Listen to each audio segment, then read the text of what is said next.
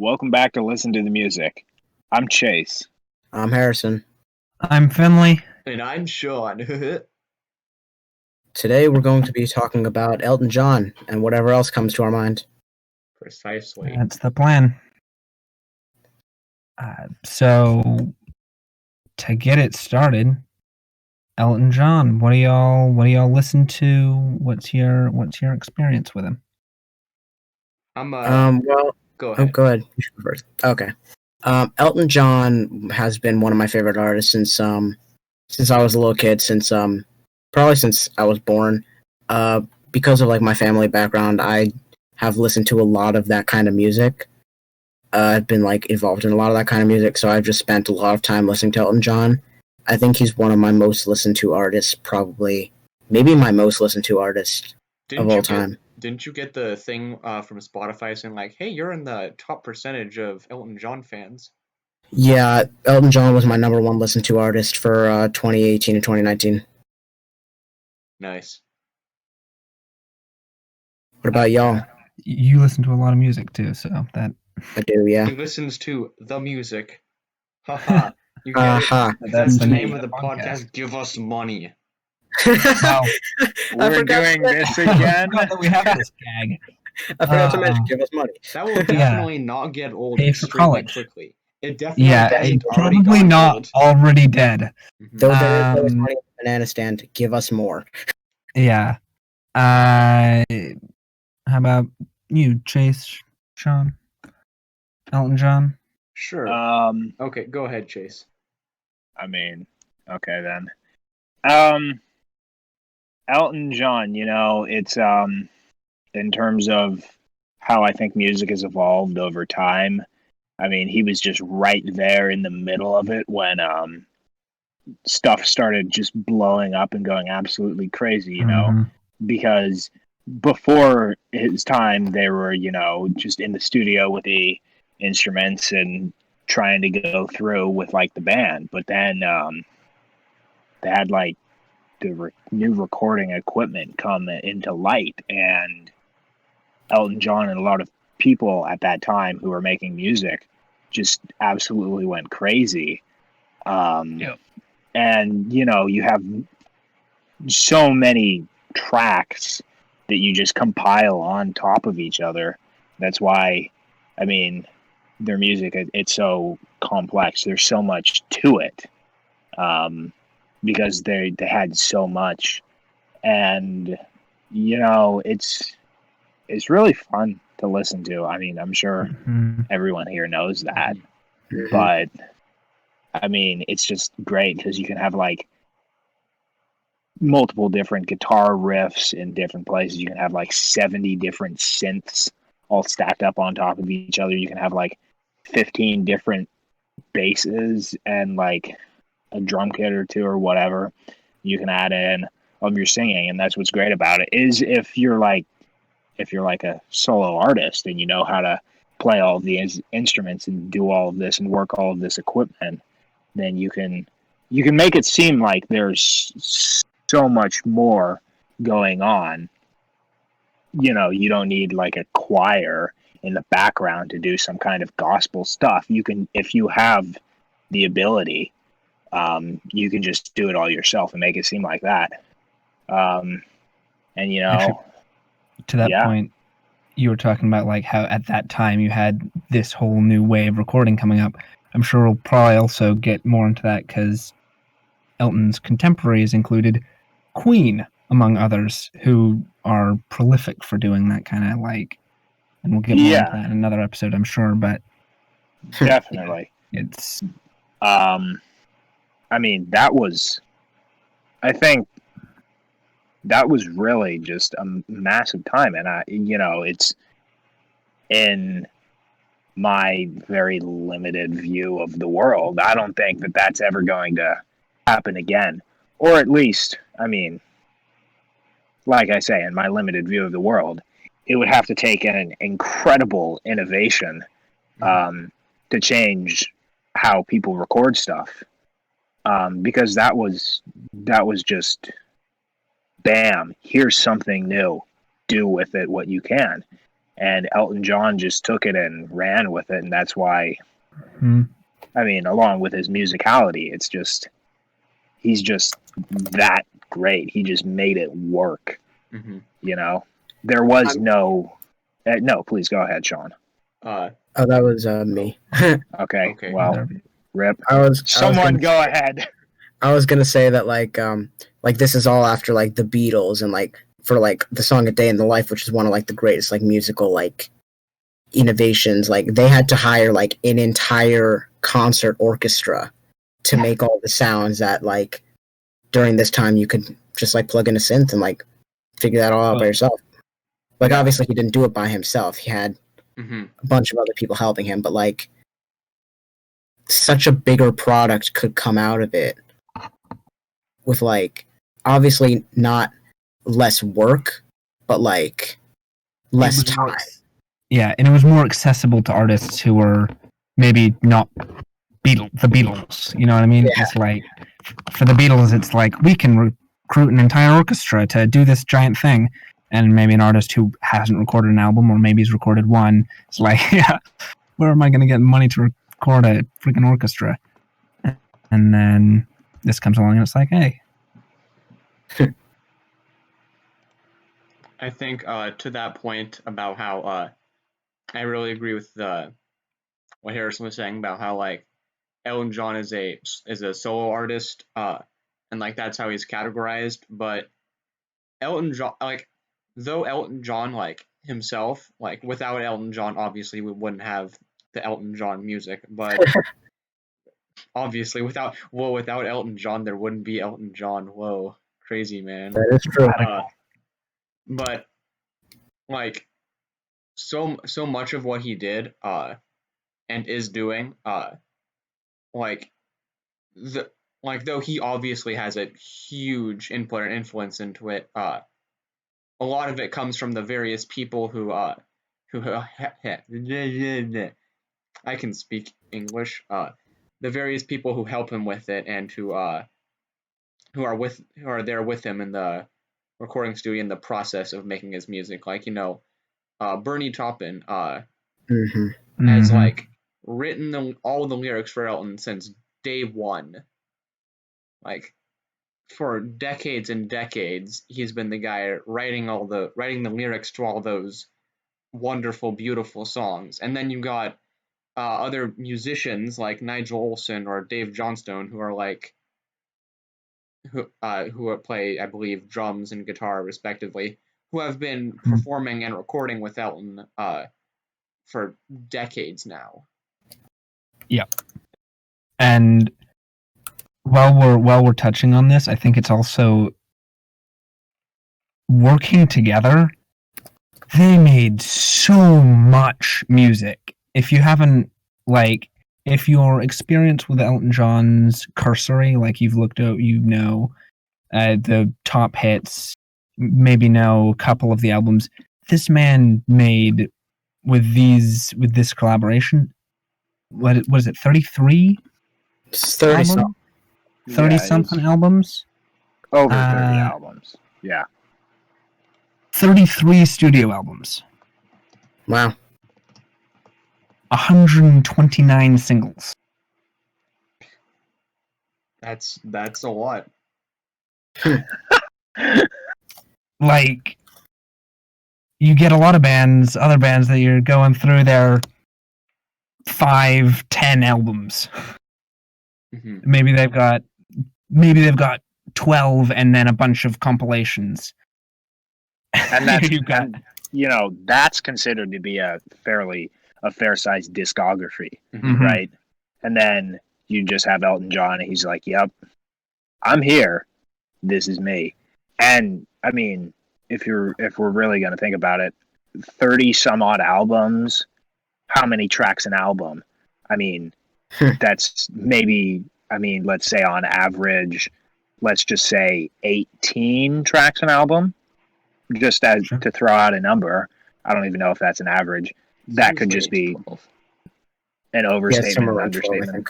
Yeah, I think it's like 10. I think when you've got the dual sides, then you've got two versions of songs. Like you've got the demos and all that stuff. But you got demos or live performances. Yeah. True.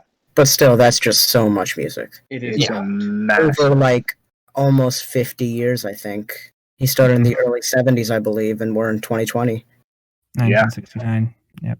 I find it really interesting how our first episode was on a fully fledged band who was together for a total of 12 years, and then our second one is on a solo artist who has been active in music for 50 years now. Yep. Like Yep. 50 years. He's been That's like longer than I'm alive. Yeah. Wait, really? Yeah, I thought you were 55. Whoa. Yes, I'm actually 48, but you don't look a day over 60. But yeah, but I think building off of that, talking about the folks he worked with, specifically Bernie here, but like I think part of how you get this massive discography from Elton is the fact that they have this dynamic where it's very much they've got their thing and they know how to do it and they do it so well. They've got their practiced part of making all this music. One super interesting thing that I found while reading up, because I wanted to do my research beforehand. Yeah, of course. Is that so? How their writing process has worked for the last 50 years is Bernie writes the lyrics to a song separately by himself, no input or interaction with Elton John, and then he hands the lyrics over to Elton, and he goes on, writes the music for him all by himself, no input from Bernie. Yep. Yeah. And so their collaboration features like always features both of their ideas, and there's never a conflict. There's never a like he said in interviews like that they've never had a dispute over their songwriting. Yeah. I mean, you have to trust someone so much to let them run with it like that. Yeah, it's just this dynamic that they've got. Yeah, it's like the trust and respect. Mm-hmm. Yeah, we saw like with Cream, for instance, like a fantastic band, but there was so much bickering and infighting and clashing egos that they only lasted 2 years. And thus you get 4 albums from Cream. What is it? How many albums Cream do? You had Fresh Cream. You had 4, I think. Yeah. 4. Yeah. Wow. Yeah, you had Fresh Cream, Disraeli Gears, Wheels of Fire, and I think they had a Goodbye album. I think it might have been called Goodbye, but I don't know. Goodbye Tour. Well, no. They did have Goodbye in 1969. Yep. Mm-hmm. Yep. That's kind of which is actually the same year. 1969, same year Elton started. 4 studio albums. Yeah, that's if we're talking about transitioning with 1969 and 4 studio albums, between the recording of, I believe it was, what was it?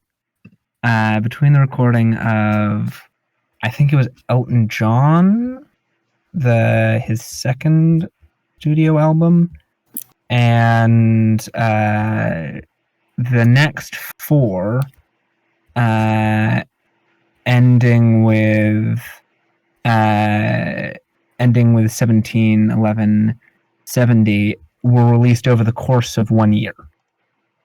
I think it was Elton John, Tumbleweed Connection, and there's actually another that was released. There was 4. He released 4 albums in a 1 year span. Friends. That's what it was. Thank you. Yep. You had that for 1 year. But that's a film soundtrack, to be fair. Yeah. My favorite film, Friends, starring David Schwimmer.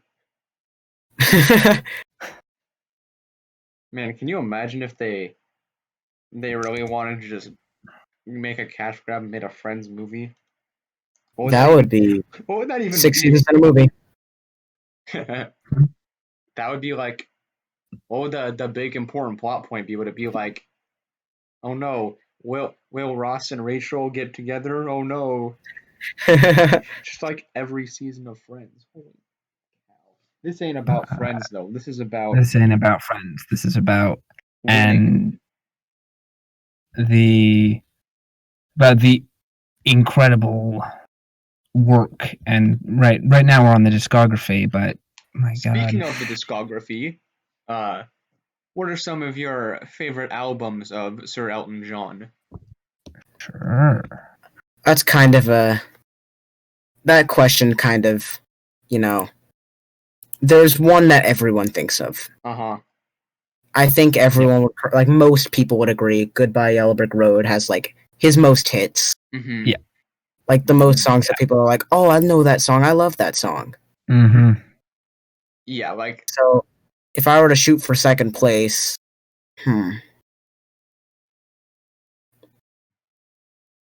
Honky Chateau was good. Yeah, you've got. I think that was Honky Cat and Rocket Man. I think was on that album. Man, Yeah. And, Don't Shoot Me. I'm only the piano player. Is that what it's called? Yeah. They had Daniel and Crocodile Rock, two of my favorite Elton John songs. Mm-hmm. Those are both good albums, but yeah, I mean, most of them are fighting for second, in my opinion, for Goodbye Yellow Brick Road.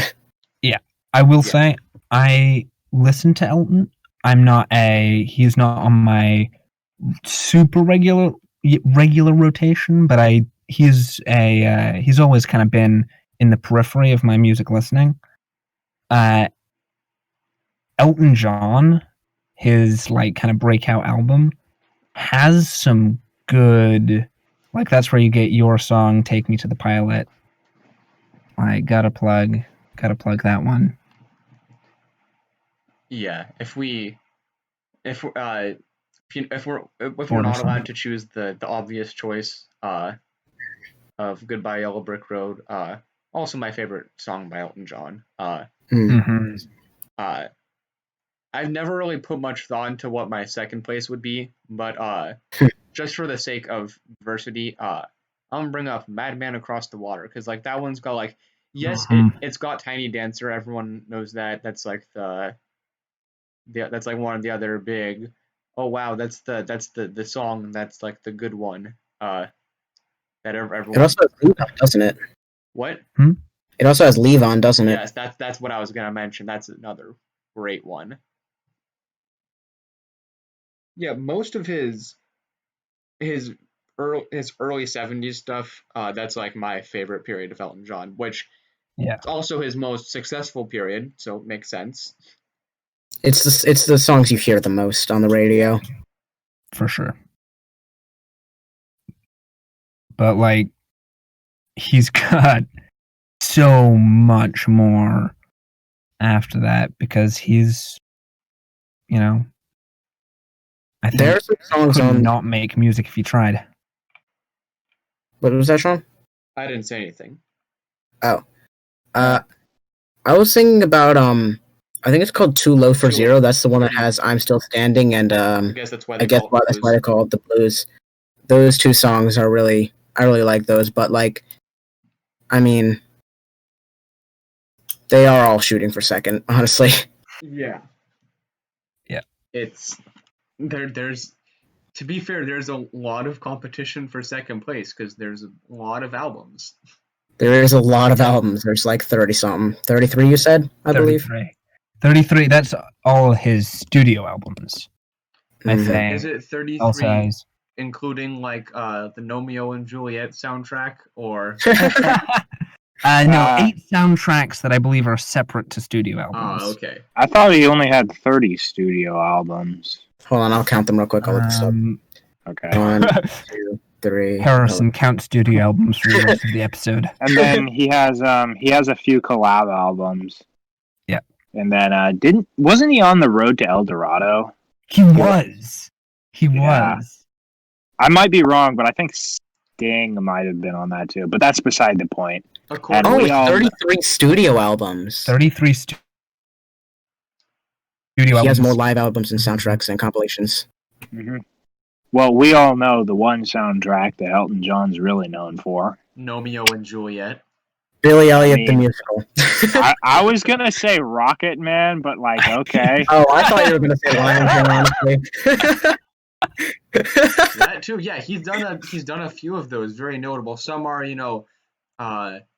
like masterpieces like Romeo and Juliet. And then others are like, kind of more obscure niche films like The Lion King.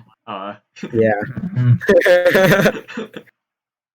But yeah, while we're here, Rocket Man. If you're listening to this, you've probably seen it. If you haven't, please do.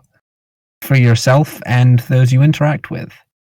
Rather a good movie. But I have not seen it because I don't typically go to see movies. Fair. You should. I'd imagine from the high critical and audience praise it had received and the multiple Oscar nominations. That's probably good. Probably a good indicator. But yeah, it's and the soundtrack is rather something. Of course, a lot of his music, but like from previous albums, but because it's about him. Well, yeah. It's about his music. Honestly, like I liked watching Bohemian Rhapsody, but I wasn't a big fan of the soundtrack. Like. Sheesh. Oh man. Of course. I listen to that underground stuff, like Queen. They recently came out with a movie called Bohemian Rhapsody. It's a really nice documentary.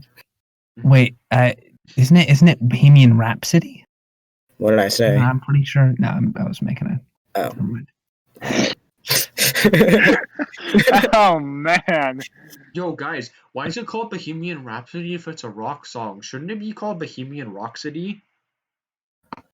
Dude, that's crazy. That's crazy. Bro, don't let Queen confine themselves to genres, dude. They can be Bohemian Metal City if they wanted. They could be Detroit Rock City.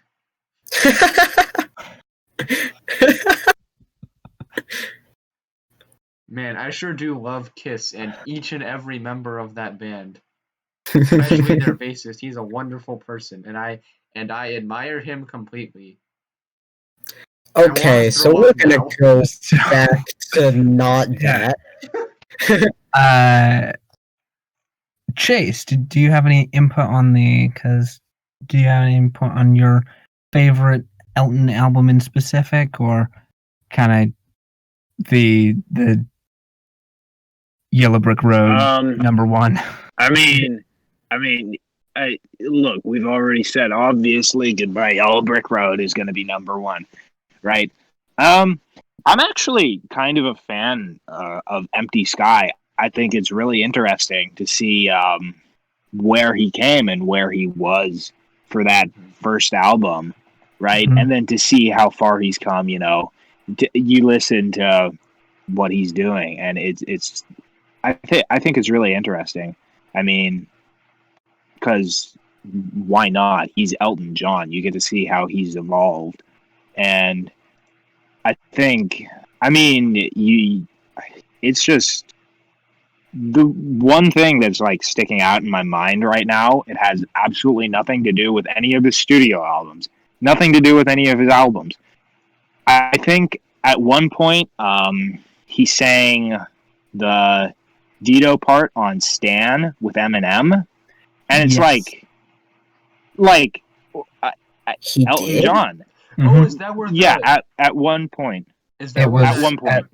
Is that where that one picture where it's like Elton John's wearing his full-on Elton John costume and clothes, and he's like got his arm around Eminem, who's like wearing like his blue hoodie. Yeah, and he's like, kind of doing like a cool dude pose, and then Elton John just there, just like smiling. Yeah, I actually watched that before that was at the Oscars in 2010, I think, and it was Yeah, I mean, I'm talking about him going from Empty Sky to, now, 50 trillion years later, 50 years later. Not 50 trillion, okay? He's really not. Yeah, he's I mean, but it's just, I think, watching him, quote unquote, grow up. I mean, it's not really even growing up, but I think it's just fascinating to just listen through all of his albums and see how he's changed. Take away an entire year of my life. Although, yeah, but sorry, continue. But it's I think it's really hard to overstate. Okay, I don't know which word I'm thinking of, but it's like you can't. I think it's overstate. It's really hard to overstate how incredible Elton John is and just his versatility. I mean, please, Sean, save me from myself. Okay. You know what? My favorite Elton John album is Diamonds. I was just about to say that. Okay, folks. Okay, folks. We're gonna pretend that Harrison didn't say that, okay? Although I think probably the Elton John album for me that has like the highest number of my favorite songs is probably Diamonds. Laugh. Wow, that was so funny, Sean. I went out earlier. I was saying like, although I was setting myself up to make that joke, and then Chase like, here, Sean, that saved me from myself, and then you just swooped in and you said the joke I was gonna say. I'm fine now. Continue. Glad we could help you get that off your back. Yeah. So, anyways, after that, incident. The incident. For those Diamonds album compilation of top songs. It's like a 3-hour album. It's just like all of his songs. Yeah. Like all of his like big singles. Mm-hmm. Yeah. Or greatest hits. The best hits of X artist album that most artists that are really successful have. Yeah. It's like my favorite album of all time. Best hits. If you have yeah. If you have very little to none when it comes to experience with Elton John, this would be a good place to start. But if you haven't heard the songs on this album, I would be very surprised. Well, not all of them, but some of them. Not all of them, but like side one. Yeah. Have you ever heard of Your Song or Tiny Dancer? I've heard of Your Song, the song from the hit movie Romeo and Juliet. Oh man, love Romeo and Juliet. But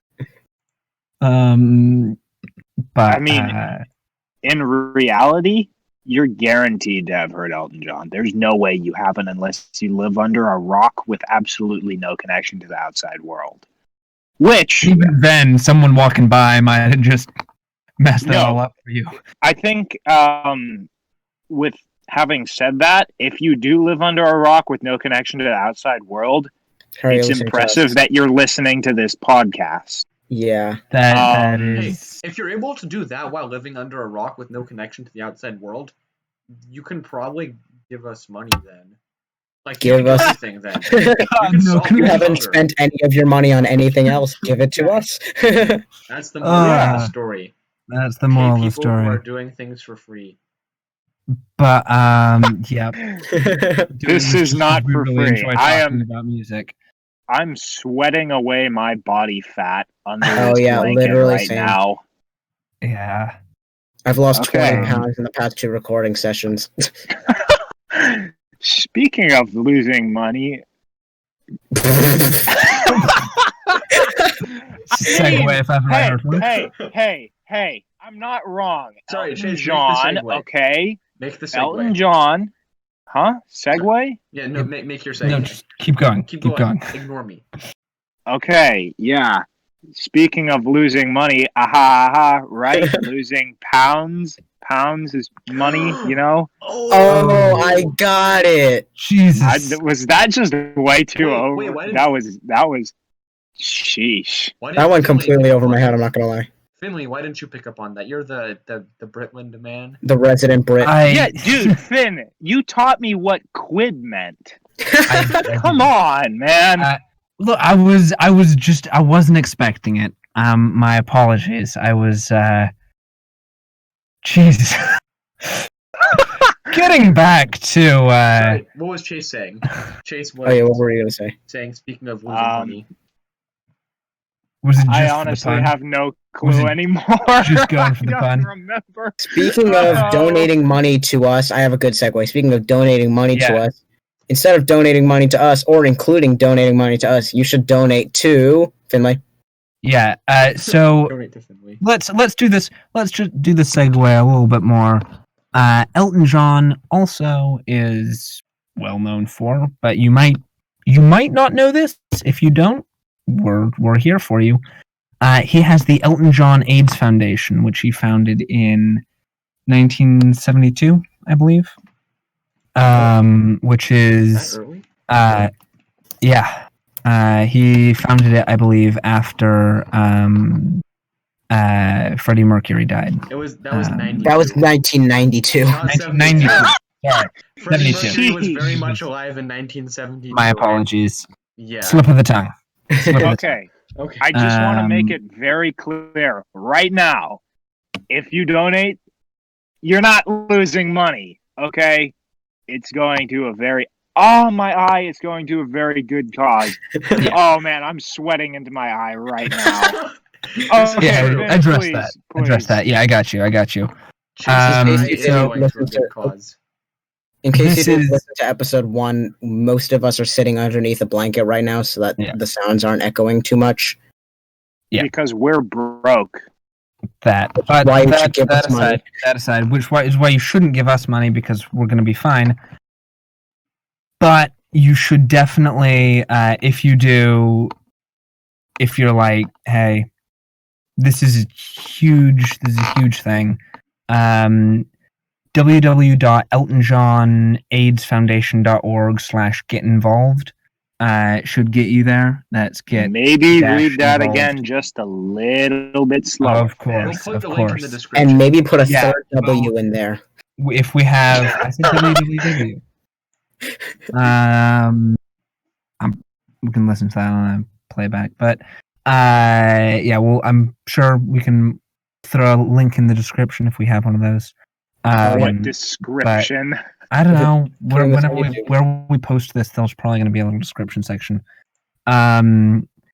It's every bit helps, and this is it's huge. Like, it no longer has the certainly when we had the AIDS epidemic of that time, when this kind of came up, it was kind of the big topic issue, but it's still there, it's still prevalent, and it's still affecting 35 million people across the world. Like, every bit helps. Just go on by, check them out. If you can't donate, tell your friends. We stand. But going back to, but we should go back to the main selling point of Elton John. Really, the part that we all know him for: music. Hi. If anyone wants to say what maybe one of their favorite songs is, if they have any stories. I got not really sure it counts as a story. So growing up, just because of like how my family operated, like we didn't like my family didn't play a ton of music like on the radio or like on the CD player, so I didn't listen to music very often until like 6th grade, when like on the school Chromebooks I would go to YouTube and I would just look up music, and then and then I'd start that's how I discovered I think Queen was like the first band that like really made me start like listening to music because I was like, oh, I like this. I'm like, wait, there's other stuff like this. And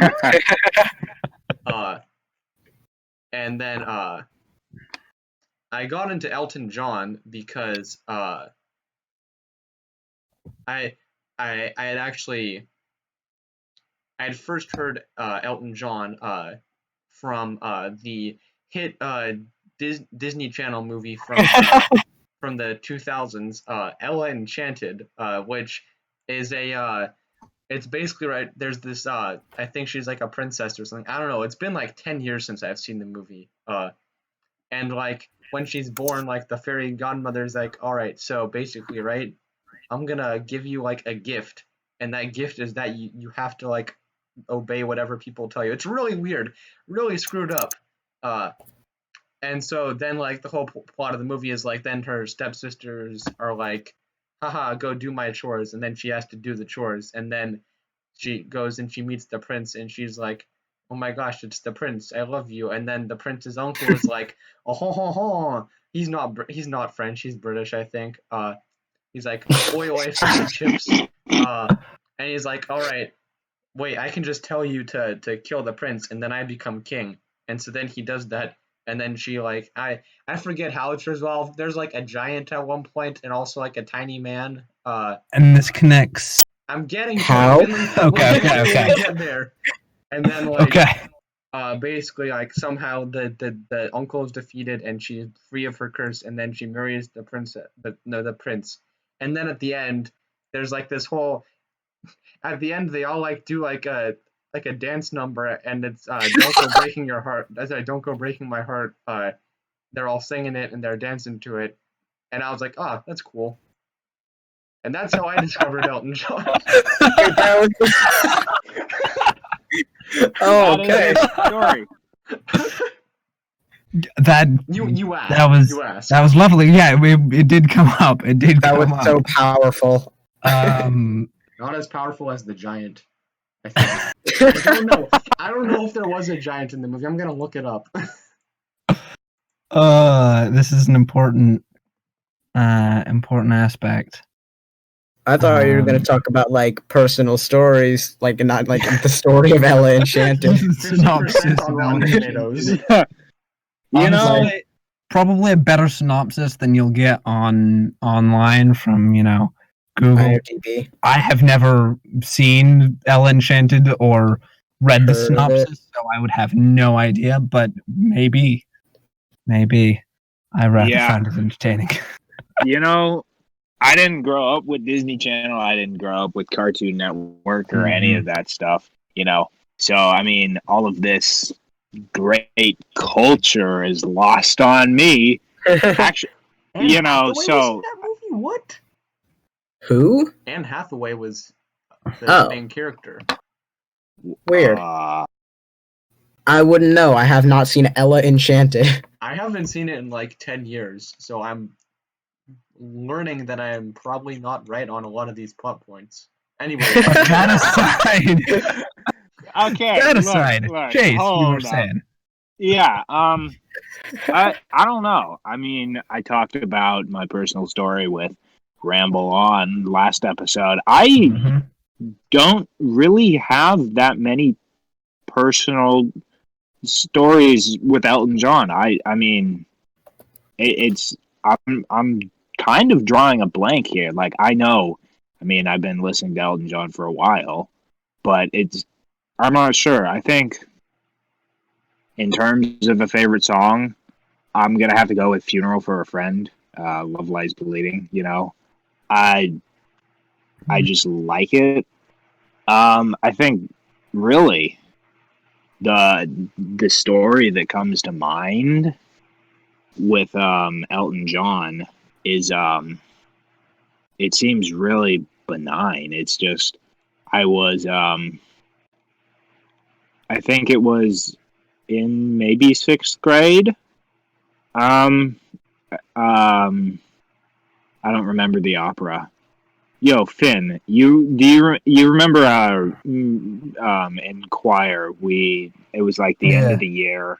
We went to go see an opera with some of the choir kids and Mr. Reader. Oh, yeah. What was that? That was like Figaro or something? No, it was Oh God. freaking heck. The Marriage of Figaro? Yeah. It might have been The Marriage of Figaro. Yeah, what? Whatever. Anyways, I mean, we were going to the opera house. And, I mean, I have stories that I can tell you about the opera house. But I won't, because they don't have anything to do with Elton John. What I'm getting at is, I think I was riding in your car, Finn. I think David might have been there. Take that. And David's your a friend mom. of the show, by the way. Yes. And your mom. Your mom. We really. Another friend of the show. This is a very highbrow music channel for those of you who are just joining us. I don't know where. I mean, last podcast we like had some intellectual discussion, and we've just seemed to have gone downhill. I'm sorry. Chase, I'm really off track. Yet. We peaked at the first episode. We're still downhill from here. They say a sequel is hard. What I'm trying to get at is that I distinctly remember, I think it was on the radio or maybe it was iTunes or something, but Rocket Man was playing at some point in that car drive. It was as we were nearing the opera house. And that's really, when it comes to personal stories, memories, that's really what I'm coming up with. I don't know. I'm just kind of drawing a blank right now. Mm-hmm. So if someone else has something better than that, I will say, please. Yeah, one of the biggest times I was listening to Elton, I was like, I really dived into music because I was under a lot of stress with committing to too many things. Finley, you would those of you who suffer from workaholism, I don't know if that's a word. It is now. Dive, I can tell you, give yourself wrong. A break. You dove into music, please. Yeah. Thank you. You're welcome. I did listen to a lot of. Actually, Madman Over the Water was one of the ones that I had listened to a lot of. One thing that you don't notice unless Elton, he is a pianist, he plays the pianist. Please. Yeah, pianist. I am sorry. I am butting in. If you say pianist, I will die. It's pianist. People just say pianist because they are immature and they think that's what it is. That's how you say it in English.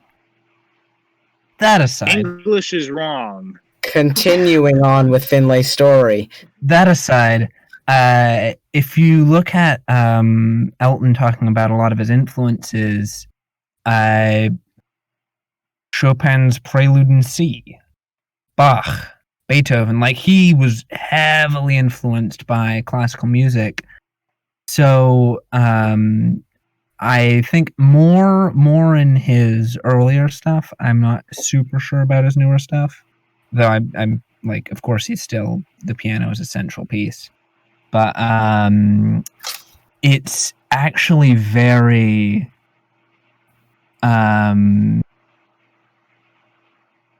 it has that connection that you kind of different instrument setups give you different reactions. You got a drum synth beat heavy song, it's gonna be a bit of a bop. You're gonna be jigging with it, right?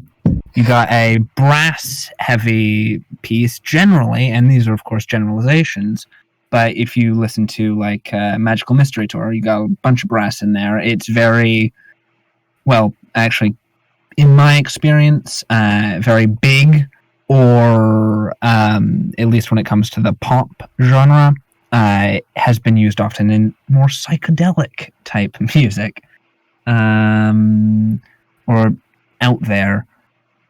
When it comes to piano, I actually haven't found a whole bunch of artists who have piano as their central, at least modern artists. You've got a couple, but not a whole bunch. And also in that rock period, wasn't huge. Like, you had a couple songs here and there, but a lot of Elton's music just has that driving piano, and it's a bit relaxing in a way. You can kind of fall into it a little bit. That was really all I was getting at, but yeah, it's oh. Well, I have a couple stories if Sure. Yeah. we have time for me to share them. We definitely. I'm sure we got a moment. Well, when I think of stories about Elton, like that I have from Elton John, I have like three main ones. Like two are kind of smaller, and then one's like one's like one of the foundational things for music for me. But I guess I'll start with the most recent one. I'll start at the beginning. So Elton John's song Harmony was actually, I believe, the first song that I ever listened to right after I was born. And it was a song that my mother used to sing to me when I would go to sleep at night when I was a baby. So, obviously, Elton John was put into my head a lot when I was younger. And when I was a kid, when my parents would go out, which was a lot because my dad, worked with a lot of musicians, he was always gone. And then my mom worked a lot. So whenever I had a babysitter over, the one song she would play all of the time was Elton John's Crocodile Rock. And I was singing the words to Crocodile Rock when I was like 4 years old. So when I was a kid, my two favorite songs were Ring of Fire by Johnny Cash and Crocodile Rock by Elton John. And I would just sing that every day. It was one of my favorite songs for a long time, still is one of my favorite songs. But then, like, a story that, like, is not so, like, foundational to me, but, like, just, like, a nice little tidbit about me, or not about me, but I went and saw Elton John, actually, in, I think it was 2015 at Outside Land, so 5 years ago.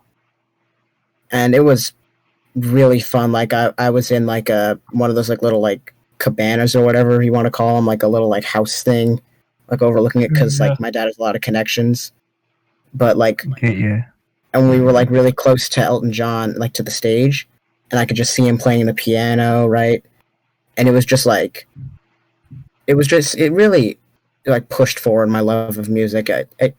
Elton John's like such like a artist that like I look at and I'm like, wow, like holy crap. So, like, just having the chance to have seen him live after having listened to his music for literally my entire life since the day I was born, it was just a really nice experience for me.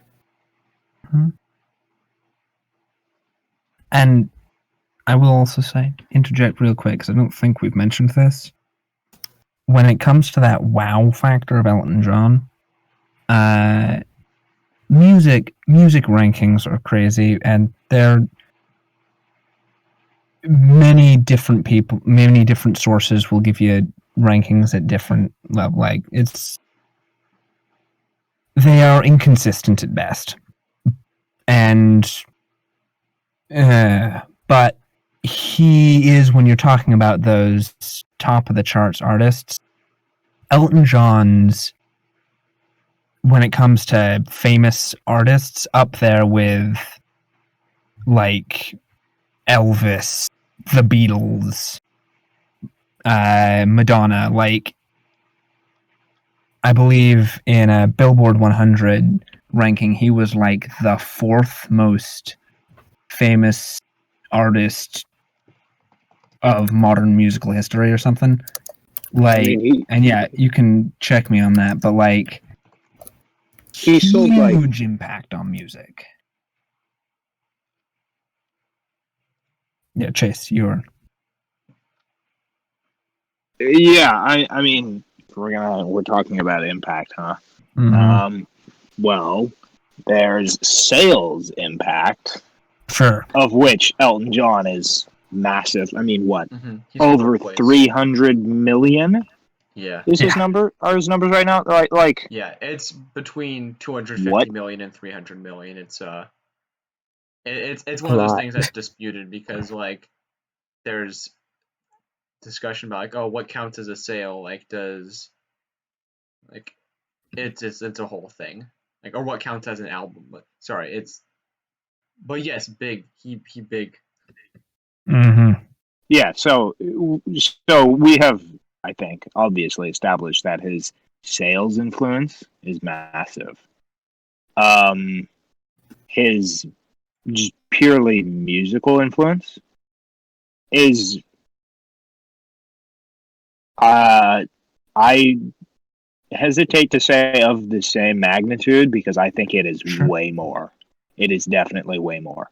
I mean, in terms of what he's done, I mean, what is there to say? Like, really, what is there to say? There are no words for what Elton John has been able to do throughout his lengthy career. I mean, we said 50 years. That's a really long time to be in music.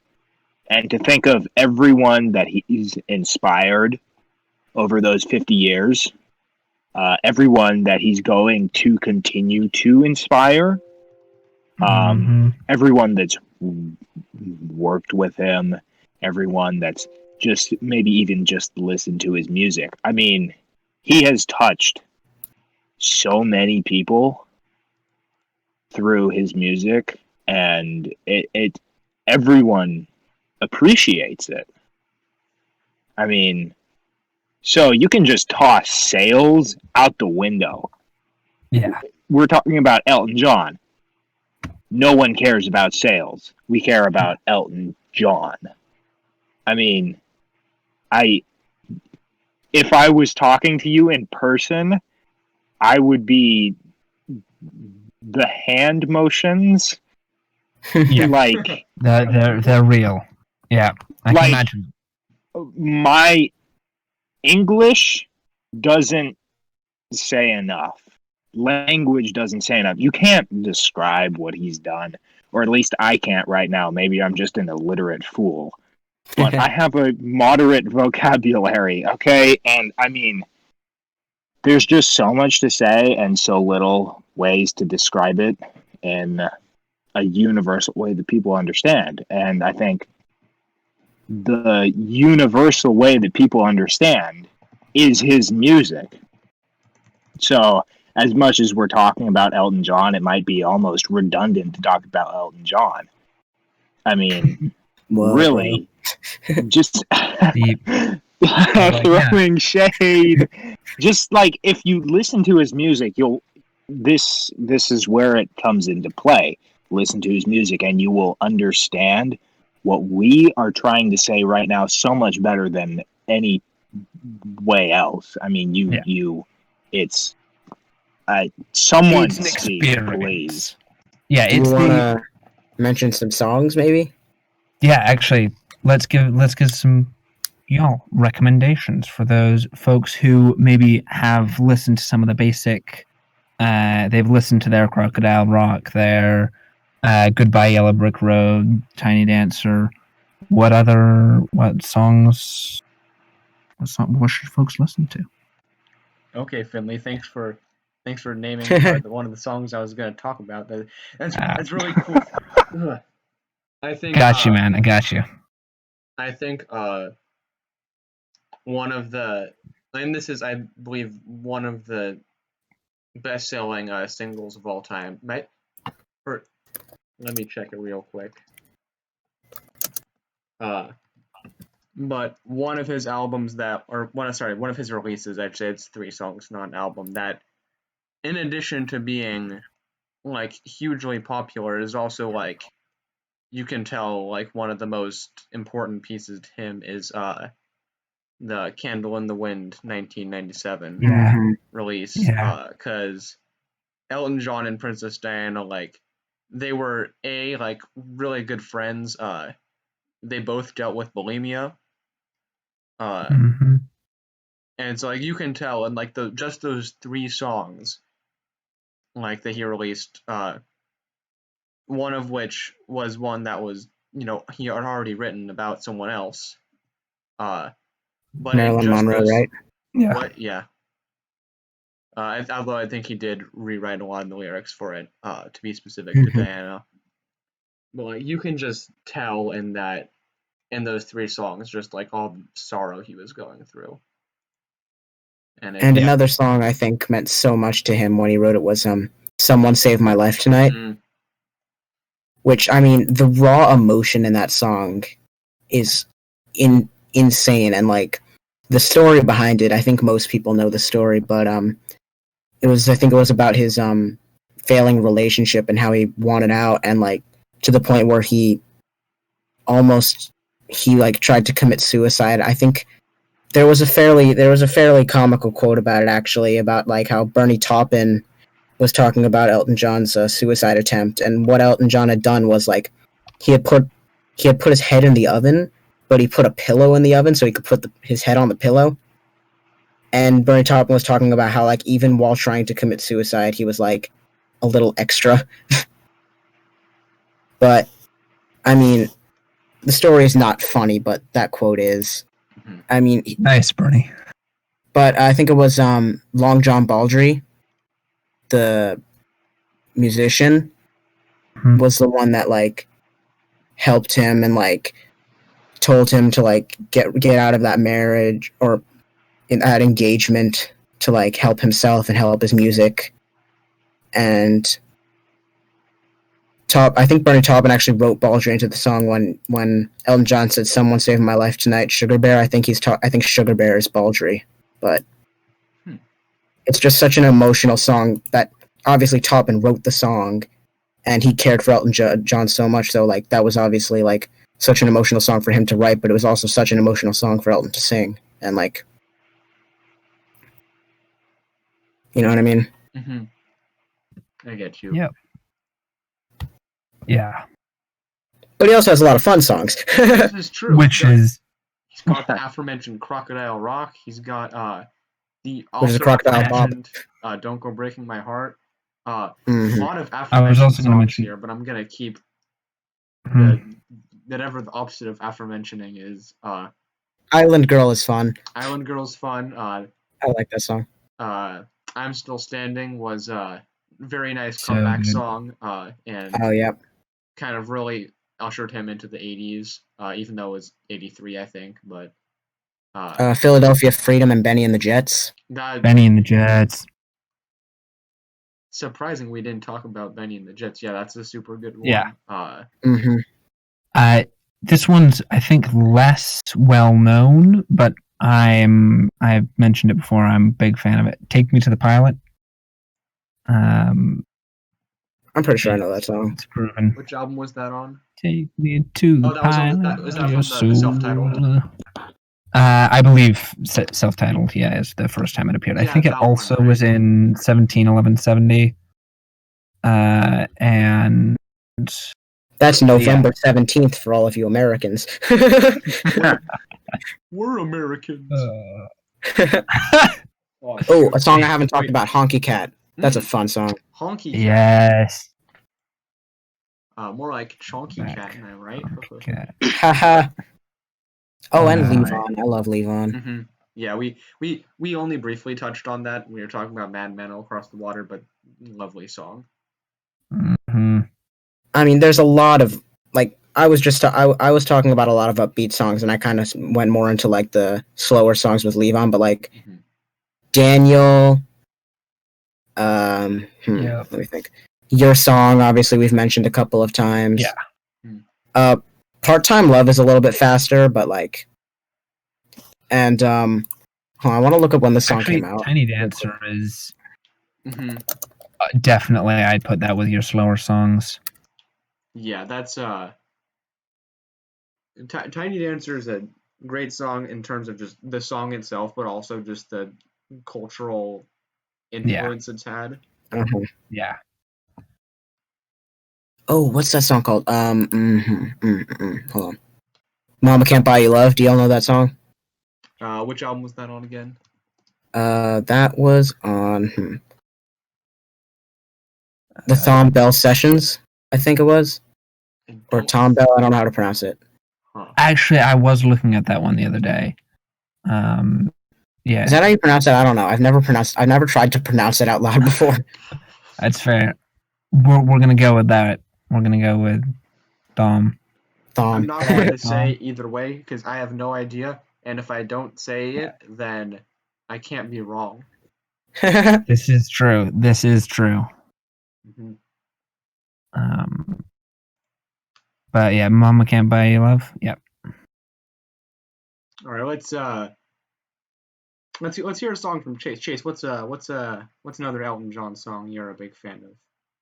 I think I already said that my most favorite song of Elton John is "Funeral for a Friend." That's really if I mean, it's just that's my recommendation. That will forevermore be my recommendation for Elton John. I mean, that's fantastic song. Yeah. And I just want to mention one more time the song "Harmony." I brought it up in my story, but it's a really beautiful song. Yeah. Why was your story so deep and like great?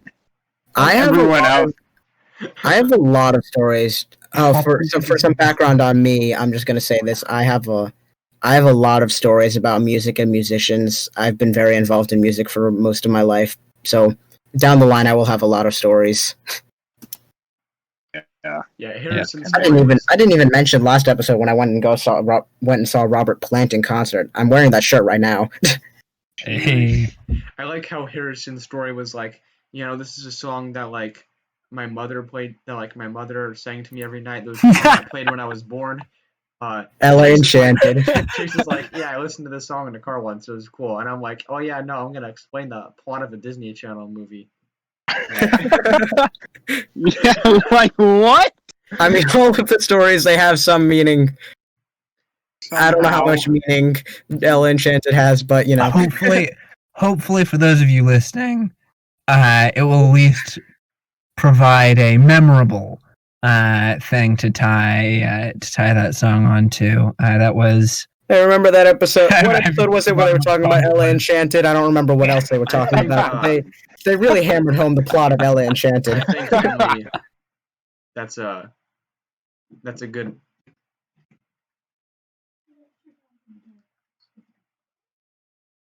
Yes, I happen to agree. That is a good. If you're Mike, but is Sean still alive? I am alive. Okay. Sean, you okay? Sorry, Mike. I think Finley. That's a good word to describe Elton John. Memorable. Just. That's true. Regardless of whether you're talking about all the many wonderful songs he's written or just the man himself. Nobody forgets Elton John, and neither should you. Let's cover pianos and wonderful. And hopefully you don't forget to give us money. No. Hopefully you don't forget to, because I'm going to see if we can kill that gag. As much as we need to pay for college, we'll figure that out ourselves. We'll figure it out. We're fine. Student loans, Yeah, we'll be fine. We'll be in debt by our 20s. Oh, easy. But hey, check out Elton John AIDS Foundation. Really important work, and they really can use your support in a way that's transcends anything we're doing here. Goes without saying. But yeah, check them out. I think unless anyone else has anything to say, floor's all yours. Yeah. Alrighty. That's all we have for you today. When it comes to Elton John, the man, the myth, the legend, a hugely influential musician for his time. hitmaker and album producer galore, along with Bernie Taupin. Don't forget to listen to the music, and we'll catch you next time. Thanks for stopping by.